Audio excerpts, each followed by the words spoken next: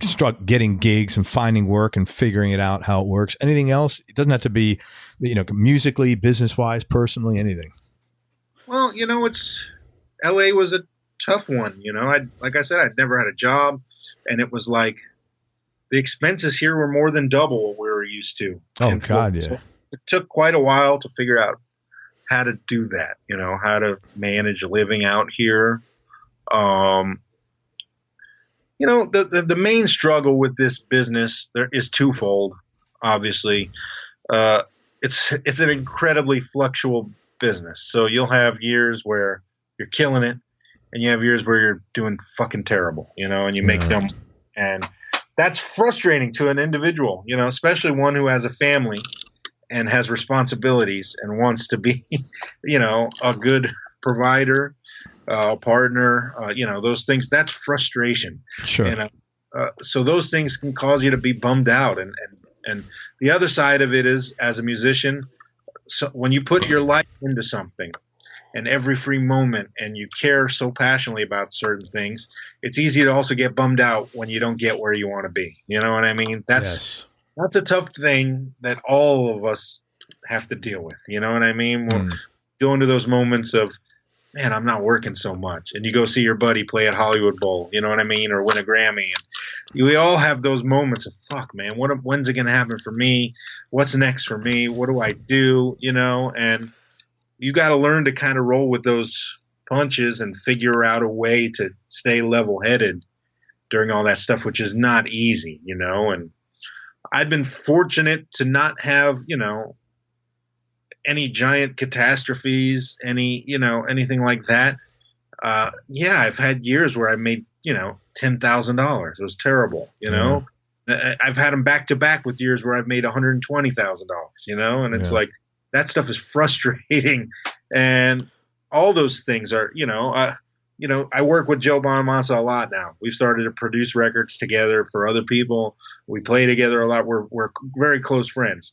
But I'd be lying if I said I don't go hang out with him and go to the store and he plops down and buys another burst, and I go and I don't go, fuck, man, we're the same age and I want, So it's like, that's hard to reconcile. It is, sometimes, and sometimes, but that's, everybody's kind of on their own path, you know what I mean? And I don't know where mine's headed. I've had to constantly reimagine the goals that I had set for myself when I was a kid, which is ridiculous. But I had all these things that I thought would happen, all these things I wanted to happen. And some of them you got to let go of the older you get. Some of them don't become important anymore. You realize those didn't matter at all, right. And some of them you can hold on to because they're still possible. And then you get new goals that you had never even thought of and things that are important, So it's a constant shuffling of what's really important, who are you trying to be, and it could sometimes get confusing to stay on the path, you have to be so diverse these days to make a living doing this. So it's like I'm just, every day is something different for me. This past week, all last week, I was tracking a record here in my studio where I'm producing for another guitar player. A guy from Boston flew out here. He's a fan. He's a younger guy, blues guy. He wanted me to produce his record. And I'm starting to do that a lot, to produce. My studio is pretty awesome. I have a guest bedroom, so people come fly here now and make records, and I produce here. So I'm doing that. I'm doing sessions. I got a session to do today when I hang up with you. I got to set up and put some guitar on a song for a guy in Italy, and it's like I got to do that. I teach lessons when I have spare time. And I literally, just before last week of making the record, I was in Hawaii all week on tour playing my stuff. And next week I go to Texas to do my stuff. But that includes gigs, clinics, lessons. It's like, and I come back from that and I have sessions here again for another kid whose record I'm producing. Not a kid, but another artist. Yeah. It's like, so I have to be so spread out to make almost enough money to cover all the bills. Yeah. Yeah. How do you, one of the tough things about being a musician is, I remember years ago, I had this job. It was a sales job when I lived on the East Coast. I was working up in Boca, I think. And I was making like literally 400 cold calls a day and fucking going nowhere. And I went to this therapist because I was like, you know, like really bummed. I was like, man, you know, this shit's just not happening. And she goes, just make sure you keep in mind that who you are is not what you do. And I said, that's a great idea. So I put like a sign in my office that said who you are / what you do. And it really helped me. It's tough. I think it's tougher though, as a musician, because you are very emotionally attached. You know, when you're laying down a line, you're very vulnerable. You know, you're opening your heart, your soul, when I'm on the phone making a cold call, it's business. There was I was emotionally vested in my energy, but I think it's very tough as a musician. You know, there's that emotional connection there that's so tight, which makes separating who you are and what you do tough.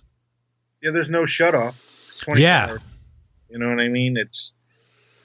This is what's on my mind. 24 a day. You know, is what am I got? What's my schedule tomorrow? What am I working on? You know, and then in the free time for me, it's always let me learn something. You know, because I'm still obsessive about that. Like, let me work on something new. Let me listen to some tunes. You know, find some music to like. That's my, you know, that's all I do is watch the Yankees and play music, you know, and think about music and take care of my family. That's it, you know. But yeah, there's no shut off. It's tough. That being said, you've done this for so long. What advice would you have given, you know, younger Josh? Yeah. If you had that opportunity, assuming you would have listened. And just to tell you, I cannot believe that you've never done any drinks or drugs. That is just phenomenal. And that really probably, then again, who knows? Maybe you'd have 4 fucking Grammys if you were a cokehead. You're right. I mean, I don't know the answer to that. No. Not that you need to go out and find out, but you know, it's just who the hell knows what the cards are, you know? Well, yeah, I can tell you shortly. The only reason for that shit is because it's not like, you know, my whole family wasn't dry. You know, my mom drinks a little bit. My dad smokes cigars. They're not no drugs or anything, and they're not really drinkers, but they're not prudes. You know, they're normal people like everybody else. And you know, I just grew up in those clubs, and number one, my friends in high school were all smoking weed. It didn't look interesting to me. But whatever, weed is like nothing to me. I'm not interested in it, but I get it. Yeah. Drinking, on the other hand, I was in these clubs and I would see these grown men and women, and you're talking as a 13-year-old kid, I'd see these people make fools out of themselves, falling down, you know, spitting in my ear, you know, trying to tell me they enjoyed my show, but can't even speak, you know, and it was certainly made a lasting impression. Interesting. And the biggest one was a gentleman I played with, and I hate throwing him under the bus, but a gentleman I played with for many of those years as a kid was a well-respected musician in Miami and Fort Lauderdale, bass player. And he was so nice to me, and he was a great musician, but he drank a lot. Yeah. He would drink, he wouldn't play good.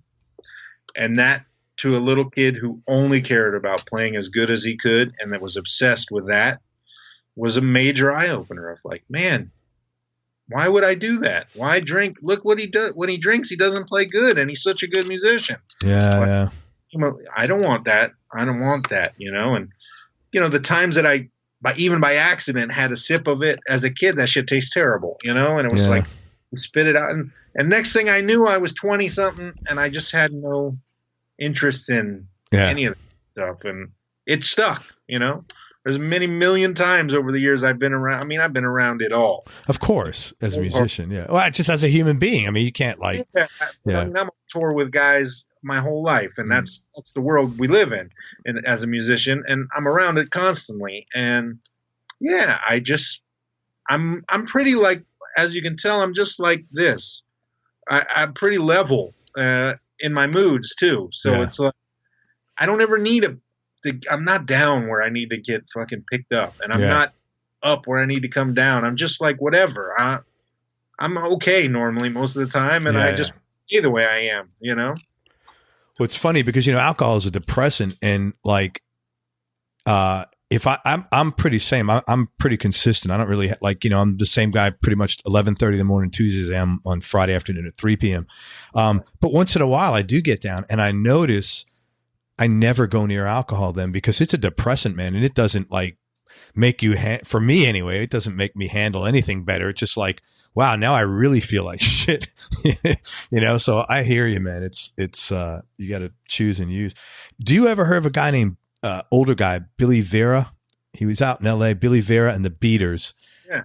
So I interviewed Billy, and he's never drank. And I said, how did you do that? He goes, well, I'll tell you why.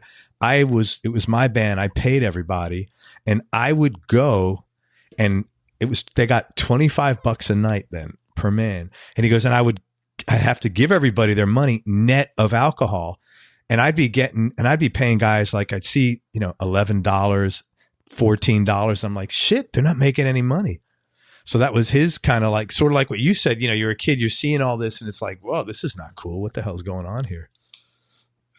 Yeah. I mean, I try not to, I don't like coming off judgmental or. No, you're not coming off judgmental. You're saying what works for you. I didn't feel just know what works for me. Yeah. And I just been interested, I just do what I do, and that's it, So what would you, sorry, I didn't mean to take you around the circle. What would you have said to yourself? What advice would you have given yourself that you would have benefited from, you think? Well, I don't know that it would have been the right advice. The only thing I wonder sometimes is what would have happened if I didn't move to LA, but if I had stayed only doing my own thing the whole way. Where would I be now if I had just stayed in the van, stayed the course, and most of that honestly comes from looking at Joe, because I see how long it took him, that 10 years, longer before it paid off for him.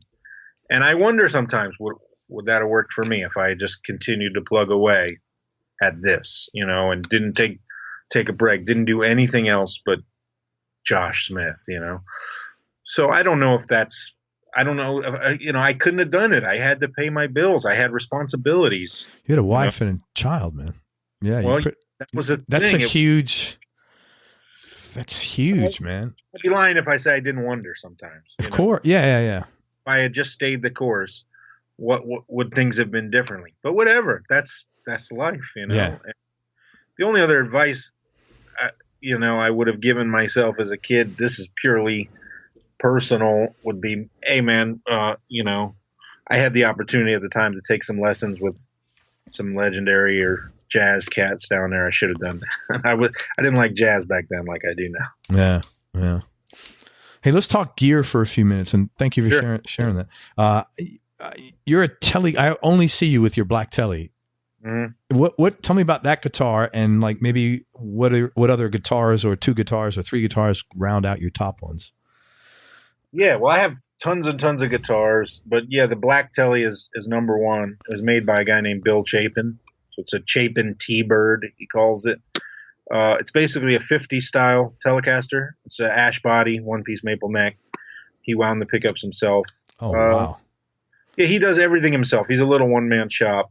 He's like a mad scientist, one of those guys, who does everything. And it's as much as it sounds stupid to say these things, it's magic guitar. No, it doesn't sound stupid at all. That this was the one I'd been waiting my whole life for, and some guitar players don't think that way. Like Kirk, on the other hand, Kirk plays different guitar every day. He doesn't have a number one. It's whatever, he's Kirk all the time. I'm not that way. Well, he's into his Telly. No, he's into his Strat right now. Pretty heavy. Yeah, give him another take, and then it'll get to this Telly and then this Les Paul, and that's what works for him. But for me, it was like I was always searching for what would be my number one. And coming up as a kid, I was a Strat guy my whole life. Strat was what I wanted. Strat was what I loved. And I owned Tellys over the years. But for me, they were just tools. They weren't like my main. They never sounded right to me back then. And then when I got this one, it all clicked. It was like I was a Telly guy in denial kind of the whole time, You're reborn again Telly guy. Absolutely. And looking back in retrospect on the players that I cared about, not care about because I care about millions of players, but on some players I loved and certain things, I started noticing that Telly was like a huge part of some of the guys that were really important to me, and I never put that together. And also, I started finding out just, man, really the Telly is truly the most, even though it's the simplest of all the electric guitars, it's also the most versatile. It's the only guitar I can take to any gig, any session, any style of music, and I'm comfortable. I can pull it off. I can't do that with a Strat. I definitely cannot do that with a Les Paul. You know what I mean? And it's like, so it all kind of lined up when I got that guitar. And yeah, for 10 years, pretty solid. I barely played anything but that guitar. I've started to loosen up as far as that goes. I'm playing a Strat more often, a little bit now. I'm playing a Les Paul a decent amount now. I'm playing this new 335 style guitar I got from a guy named Josh Williams, and my Collings 335 style guitar. I hear that it's called an I-335 or something like that, the Collings? I have a SoCo, which is the single cut version. Okay, I can't tell you how many guys rave about that. They're amazing. Yeah, I hear that all the time. Yeah. And, so the main part that drives the multiple guitars, though, is it's really hard to travel with multiple guitars, especially doing my own shit. That's something people don't realize is like, man, I'll get somewhere and they'll be like, you didn't bring your Collings? And I'm like, dude, you know how hard it is to fly with a semi-hollow guitar? Semi-hollow body, yeah. I can't fly without my Telly. I can't possibly come and not do the gig without my Telly. So it's like, dude, there's no way I can travel with Telly and a semi-hollow guitar and my pedal board and my suitcase. Oh, and a suitcase full of merch that I have to sell, because that's number one most important if I'm going to bring mine home. Yeah. And it's like, dude, I'm carrying all this stuff myself, and it's people don't realize that end of it. But I think if I had to have 3 guitars these days, which I'm normally around town and stuff, I'm bringing 3 guitars to gigs. I bring Telly, I bring this Strat, which is like a 57 style maple neck alder body, my favorite Strat. Is that also a Chapin? No, it's actually built by this guy Mark Rudders, San Diego. And then I either bring the Collings or this other semi-hollow I have called Josh Williams Mockingbird, or I bring a Les Paul that was built in Germany by a company called Real Guitars. So it's normally Telly Strat and then a humbucker guitar, either Paul or 335. Yeah. It's funny, the guys that all the pros that love Tellys, they all say the same thing. You could do anything I could do any gig with that. The guys who love them, that's what they say. Put me on a jazz gig, put the Real book in front of me. Listen to Ted Green play jazz with a Telly, or Danny Gatton, or Lenny Breau. It's Telly does it all. You know what I mean? That's what,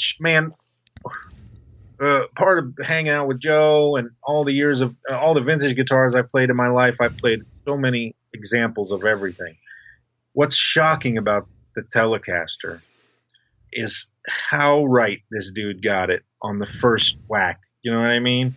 This guitar is unchanged for 60 plus years now. Yeah. You know what I mean? And it's the one I play is almost identical to what you would have bought in a store in 1952. You know what I mean? And he knocked it out of the park the first time. It's unbelievable. What was that first guitar? I mean, not the little one you got in your 3, but what was your first sort of like guitar? A mini acoustic. That was the first one I took to lessons when I was 6. I still have it sitting in my son's bedroom right now. That's really cool. Yeah, I actually played it on my instrumental album, Inception. It starts the record. It's the first thing you hear is that little guitar. That's pretty appropriate. That's cool, man. Yeah. Musically, if I asked you to pick your top 3 Desert Island discs, just knee-jerk reaction for right now, because knowing it could change tomorrow, and I don't even care about the order, what would you pick? I'd probably pick B.B. King, and it would depend on the day. It would either be Live at the Regal or Blues is King. One of those 2 live albums. I'd probably pick Albert King, either Livewire, Blues Power, or I'd have to go Albert Greatest Hits, because I need all eras. I need Stax Albert, and I need Tomato Albert. I'll play Tomato Albert. I love, yeah. Yeah, so some sort of Greatest Hits Albert. The third one would have to be a wild card for me, because it depends on the day. It could be Danny Gatton. It could certainly be Jimi Hendrix. It could be Stevie Ray Vaughan. It could be John Coltrane or Miles Davis or Kenny Garrett or Dizzy Gillespie or Freddie Hubbard. It would be some jazz because I need something different. I don't know. The third, it could be the Allman Brothers. They were important to me as a kid growing up in Florida. It could be Springsteen, believe it or not. He was really important to me. My parents love him. And for some reason, I'll always have a soft spot in my heart for that. It's like, so that want to rotate. But I probably need Albert and B.B. King no matter what. I listen to them still to this day, every day of my life. That's awesome, man. That's very cool. Hey, what do you think is the most important things you learned about yourself during this journey?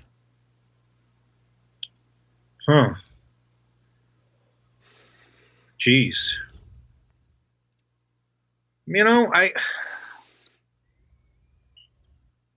I've learned that it's okay to have weaknesses and have deficiencies. You can have those things. I used to be obsessed with eliminating my weaknesses as a player. Like I used to be, if I played a gig and hit one note that was not what I wanted during the course of that gig, it would ruin my night. Wow. Yeah, I was that guy. Like I was obsessive about just being as good as I could be, and it was all aspects of, the whole gig. If I didn't talk to the audience the way that I felt I should have and connected, that shit bummed me out. I was obsessed with every aspect of just being as good as I could, and I've let that go. Man, thank God for that. Yeah, because you should get a stroke, man. Obsessive about that stuff, and especially the playing. Like, over the course of a night, you're gonna hit shit you didn't want to hit, and that used to drive me crazy, and now it just rolls off my back. And that was a tough lesson to figure out, because I started realizing I go see my heroes. You don't ever go see a show and not hear one little thing where it's like, oh, they missed that. Now, only I know it because I'm a guitar player. Everybody else doesn't know it. Correct. And that's the lesson you got to learn quickly is like, man, nobody has a clue. What just bummed you out on stage and made your face change from smile to frown and changed your attitude on stage. Nobody in the audience has any clue why you're upset, and that's a lesson to be learned. You got to figure that out. It took me a while to figure out that was okay. And, I bet you like a 1 million pound weight was lifted off your chest when you got okay with that.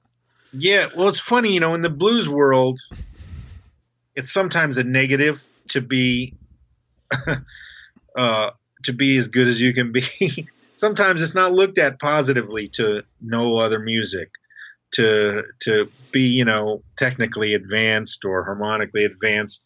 They don't like that stuff sometimes, the traditionalists, So I've had times over the years where I'll read a review of myself and it'll say, it'll be written by more of a blues traditionalist, and they'll say something like, technically Josh Smith was perfect, and I hate that shit. It's like, wait, you didn't feel what I was doing? Because I felt it. I'm being as honest as I can, but to some people it may come across as, I know too much to play the blues the right way anymore, or this or that. That's a thing, and it's weird. So that stuff used to bother me too. I get that review a lot sometimes, which is silly because I'm not a John Petrucci or Steve Vai. Like I'm not just shredding, looking for perfection in parts that are pre-written. You know what I mean? I'm an improviser. So perfection is not attainable. You know what I mean? It is if you're playing the same part every night. And yeah, those guys are doing those things. They're trying to be precise as humanly possible, and it's impressive. That's not what I'm doing. So when I get that review sometimes, unfortunately, it seems to be a common review. Like, man, he was like perfect. It was almost like he never made a mistake. And I don't know whether that's a good thing or a bad thing in my line of work, and sometimes that bums me out. Yeah, I can understand that for sure. Best childhood memory. That's going to be interesting. Best childhood memory? I don't know. I had a pretty typical, normal childhood. Probably just times when my whole family was all together. My grandparents were still living.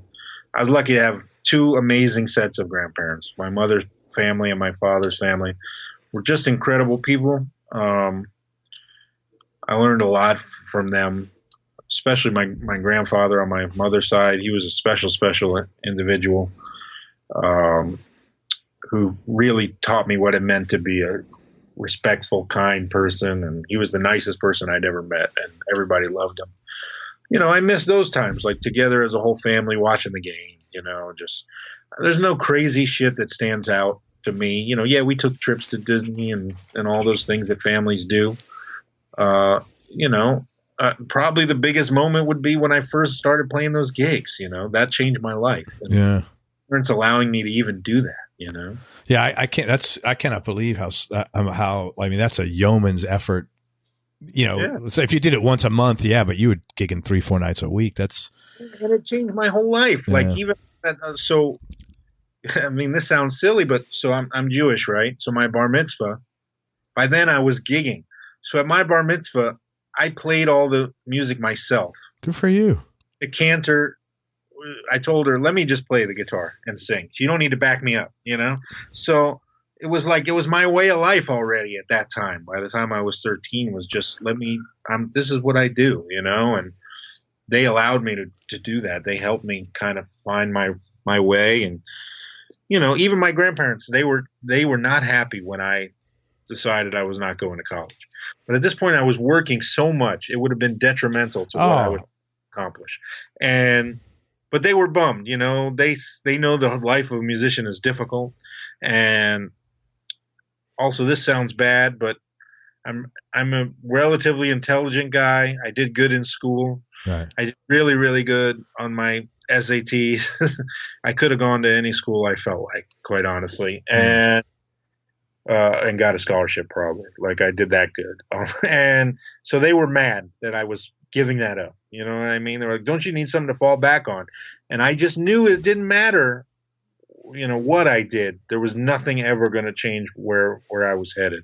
And my parents were 100% with that. It took some convincing of the grandparents.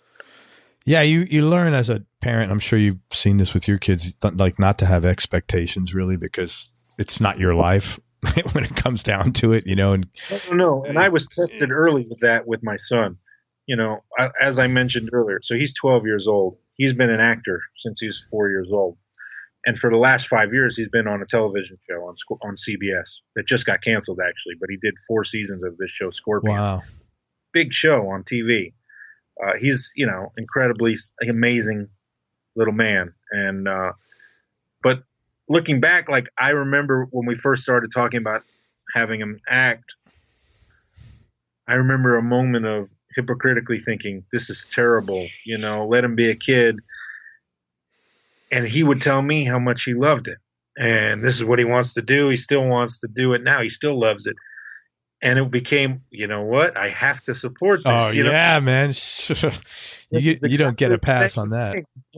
And he loves what he does. Like, he's so into working on his lines and becoming a better actor every day. And like I said, he's already way more of a success than I'll ever be. He's a special little man. That's awesome. Well, you don't know about that either. Well, I do. He's destined for greatness. He's amazing. What's the you spend a lot of time with your dad. What's the most important thing he taught you? Professionalism. There's no one more professional than my dad.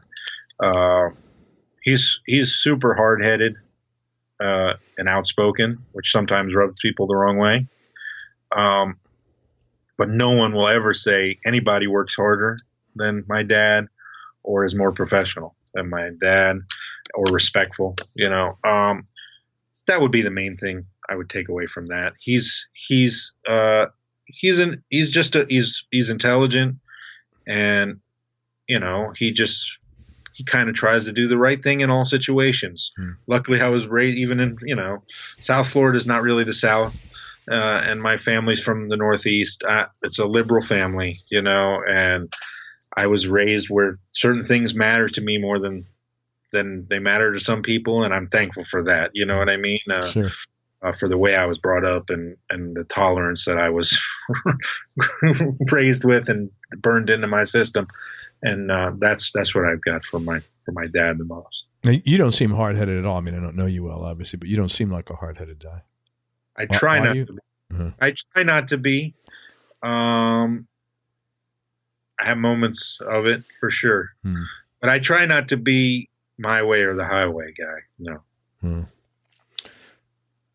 Do you have any? You probably don't have any sports. You're into sports. I'll say, you have any hobbies or interests? Yeah. I mean, for me, I've always been a kind of a sporty nerd, if that makes sense. I was big into comic books when I was a kid. I have an enormous collection, and now my son is huge into comic books, and we're all about the comic movies and comic books and all Star Wars, and so that's big for us. And sports, I'll never get over. Baseball is number one. I played baseball until high school. The only two things I ever wanted to be was a baseball player or a guitar player. I was just way better at guitar. And so I'm watching a game every day. You know, I'm watching the Yankees. I'm watching basketball. I'm watching football. Sports is important to me. Sometimes too important. And, you know, that's about it. I don't have, you know, the guitar is still my life and my hobby. It's every, you know, when I'm watching a game, I'm holding a guitar. You know, that's what I do. Man, two more questions. First is, what's your definition of happiness? Okay.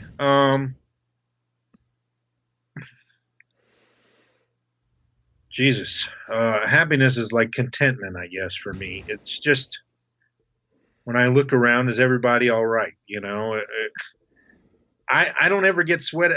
I've been fortunate that I don't sweat. Like my wife sweats money big time, and she gets nervous about bills and nervous about our future.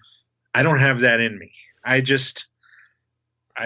very day to day, and if I'm happy that day, everything's great in my world. And I know everything will work out because I'm looking back at 18 years of us together.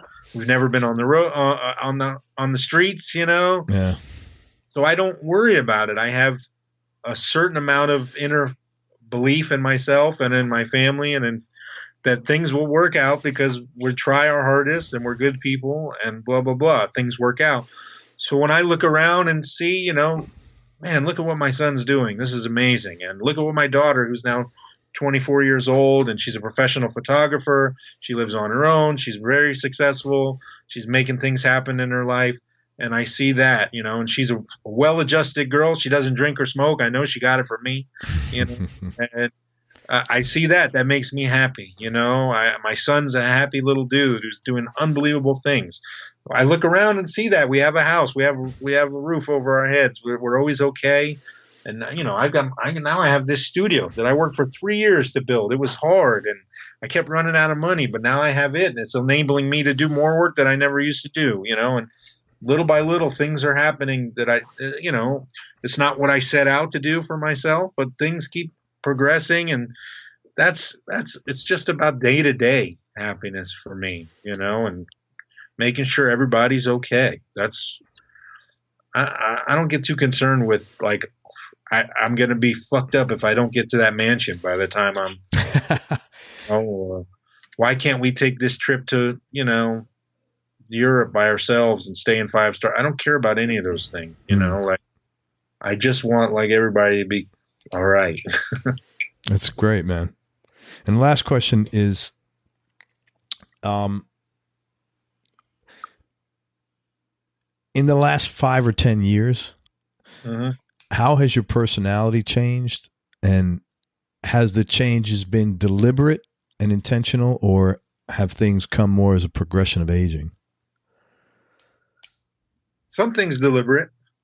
Some things I have made strides to be better about. Like a lot of creative types, while I'm incredibly driven on that side of my life, I can be lazy with laundry and trash and cleaning. And I just don't see that shit. Yeah. I walk in the house, I don't see dirty. My wife says, the house is filthy. I said, what are you talking about? You know, I don't see those things. So those types of things I work on. I try to get better on those things. So that's deliberate, you know, trying to be more respectful of those types of things in my house. Sometimes I get tunnel vision on what I've got going on my schedule, not paying attention too much. So those are deliberate things. Obviously, the rest comes from age. You know, you learn what really matters and what doesn't. You know, and I keep just letting go of things that mattered to me when I was younger. Just completely letting go of things that bothered me because they just don't matter. You know? Yeah, man, I do know. Josh, I can't thank you enough for everything, man, for coming on the show and being so transparent and sharing all this. You have some great stories, man, and I can't. I wish you the best of everything. If I could help you with anything, let me know. Let me tell people where to find you. It's Josh Smith. He's an amazing blues artist, and I would like you to please do a few things. Check him out online. First of all, it's joshsmith.com. Or is it Josh Smith? Is it Josh Smith? Yeah. How the hell did you get that domain? No, it's Josh Smith Guitar. Josh Smith Guitar. Okay, I thought so. Right. Didn't get joshsmith.com. Yeah, I was like, how the hell? joshsmithguitar.com. He's got a new album coming out in September? August. In August, called Burn to Grow. You want to talk about that? Sure. I'm very proud of it because it's the first record every note was recorded in my studio. Nice. Every note of this record was recorded here. So that makes me happy. It was a really proud moment and it hangs with my other records that were done in other studios, and for me, every record is its own little baby. I don't like to set limits on my writing. So when I start writing for a project, it just happens and it takes a life of its own. And so every record ends up in its own lane normally. I think this record is representative of a mix of kind of everything I've done in the last 10 years, to be honest.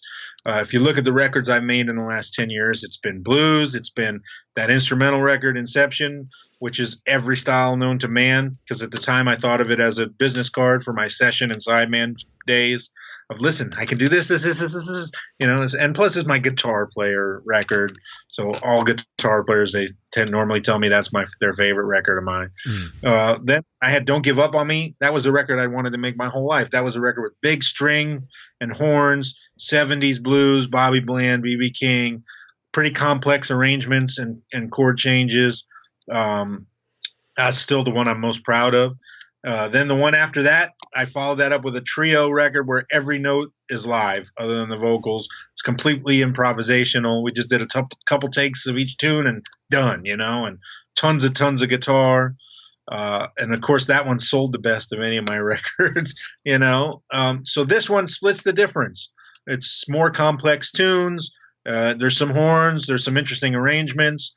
But the core parts of it are all tracked live. The solos are, for the most part, all live with the band. To me, it's the most like what you come see when you get to a gig. You'll see me play a lot of blues. You'll see me play some jazz. You'll see me play some R&B and some rock and roll. And you'll see me just kind of on the edge, improvising everything. And that's what you're hearing on this record. But it's not just straight blues. There's some interesting shit happening there, too. But it all comes from the blues, and it's absolutely respectful to the history of the blues, which is very important to me. So I think this new record kind of sits in the middle of all that.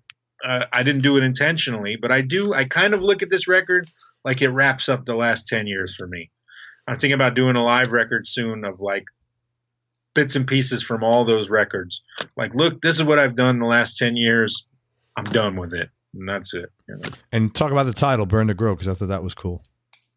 Burn to Grow just means, and when you see the cover, you'll get it. It just means sometimes you've got to burn it all down and let it grow back. Like a phoenix, whatever, rising. As cliche as that shit sounds, there's truth to it. Yeah, there is, man. You got to let go, whether you got to start from scratch. It's sometimes healthy to just burn it all down, man, and see what comes out next fresh, and it's important sometimes. Well, I'm looking forward to it coming out. We'll have a snippet. We'll be promoting it on Everyone Loves Guitar Facebook stuff. And go to joshsmithguitar.com to get on Josh's list, and he'll be talking about the album soon. Also, he is touring very extensively throughout mostly South America and Europe. South America, Europe, Scandinavia, Australia, and Japan. All awesome. From August till December. Go support Josh on tour. If you heard his interview, tell him you heard him on here. What a cool guy he is. Social media, Facebook, Instagram. It's Josh Smith Guitarzan, Guitarzan. But I think if you just put Josh Smith in, you'll come up with Josh. And also, he does do lessons periodically when he's in town and has the time. So if you're interested in lessons from Josh, hit him up on the contact form on his website. And that's it. Did I miss anything? No, man, that's it. Great. Well, listen, I wish you good luck on the record. And again, let me know about it. We'll post it, and I'm excited to hear it. And support Josh on tour. You can't see him in the States, so go to Europe and see him. And all my listeners in Europe, make sure you come check him out. Man, I can't thank you enough for your time. I really appreciate it. Thank you. You've been very generous. Had a great time. Everybody, thank you so much for listening. I hope you enjoyed this interview as much as I did. Thanks again to Josh Smith. Please go support Josh and see him on tour, and buy his music and listen to it, and let him know how much you like it. Go to everyonelovesguitar.com. Get on our newsletter list and get notified about future episodes and other cool stuff. And most important, remember that happiness is a choice, so choose wisely. Be nice. Go play your guitar and have some fun. Till next time, peace and love, everybody. I'm out. We hope you enjoyed this show. If you did, subscribe to the Everyone Loves Guitar podcast, and you can do this online at everyonelovesguitar.com or on iTunes. And if you like the show, please leave us a 5-star positive review. The more 5-star reviews we get, the higher our show ranks, and higher rankings mean we get to continue speaking with cool, interesting guests on our show. We'll see you on the next episode, and until then, keep playing your guitar and have fun making music.